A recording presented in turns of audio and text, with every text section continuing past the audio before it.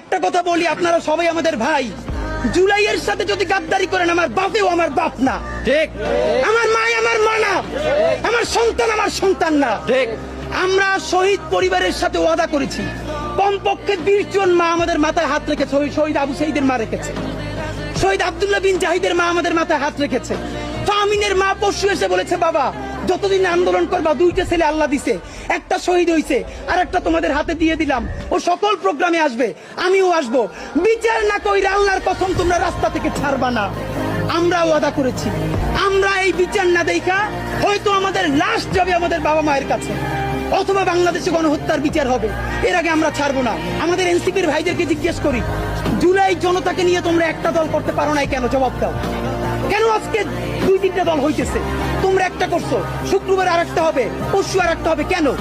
তোমরা কেন একা একা মাস্টার মাইন্ড হইতে গেলে আমারে বলো, ঠিক। তোমরা কেন বলো?